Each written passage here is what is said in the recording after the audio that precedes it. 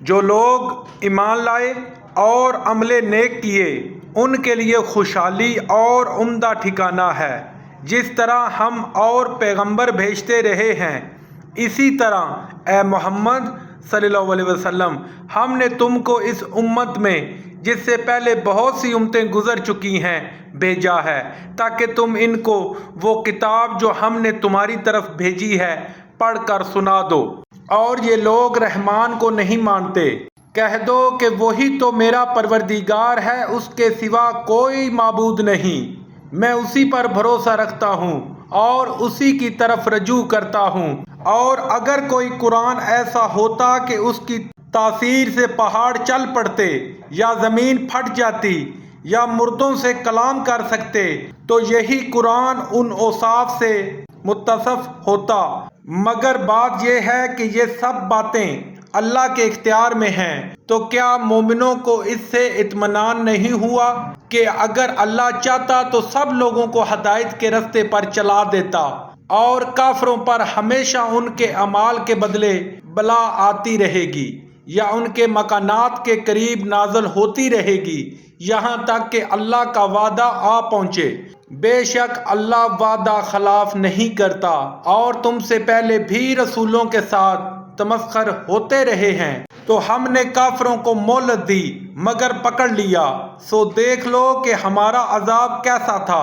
تو کیا جو اللہ ہر متنفس کے اعمال کا نگران و نگہبان ہے وہ بتوں کی طرح بے علم و بے خبر ہو سکتا ہے؟ اور ان لوگوں نے اللہ کے شریک مقرر کر رکھے ہیں، ان سے کہو کہ ذرا ان کے نام تو لو، کیا تم اسے ایسی چیزیں بتاتے ہو جس کو وہ زمین میں کہیں بھی معلوم نہیں کرتا، یا محض ظاہری باطل اور جھوٹی بات کی تقلید کرتے ہو؟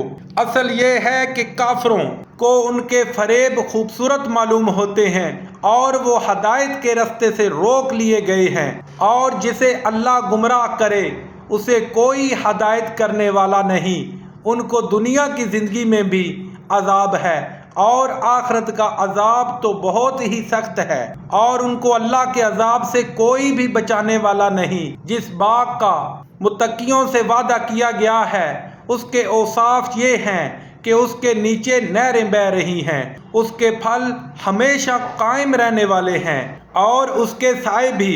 یہ ان لوگوں کا انجام ہے جو متقی ہیں، اور کافروں کا انجام دوزخ ہے۔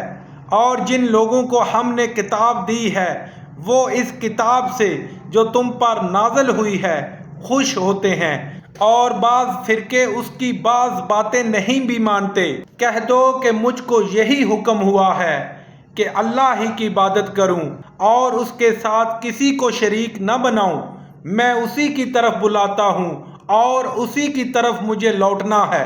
اور اسی طرح ہم نے اس قرآن کو عربی زبان کا فرمان نازل کیا ہے، اور اگر تم علم و دانش آنے کے بعد ان لوگوں کی خواہشوں کے پیچھے چلو گے تو اللہ کے سامنے کوئی نہ تمہارا مددگار ہوگا اور نہ کوئی بچانے والا۔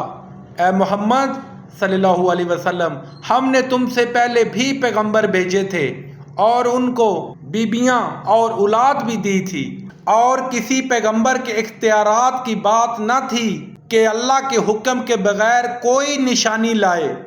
ہر حکم قضائے کتاب میں مرقوم ہے۔ اللہ جس کو چاہتا ہے مٹا دیتا ہے اور جس کو چاہتا ہے قائم رکھتا ہے، اور اسی کے پاس اصل کتاب ہے۔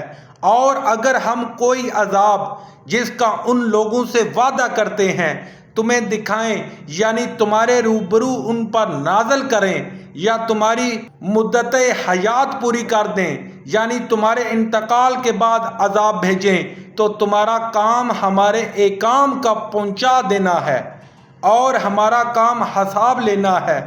کیا انہوں نے نہیں دیکھا کہ ہم زمین کو اس کے کناروں سے گھٹاتے چلے آتے ہیں، اور اللہ جیسا چاہتا ہے حکم کرتا ہے، کوئی اس کے حکم کا رد کرنے والا نہیں، اور وہ جلد حساب لینے والا ہے۔ جو لوگ ان سے پہلے تھے وہ بھی چالیں چلتے رہے ہیں، سو چال تو سب اللہ ہی کی ہے۔ ہر متنفس جو کچھ کر رہا ہے وہ اسے جانتا ہے۔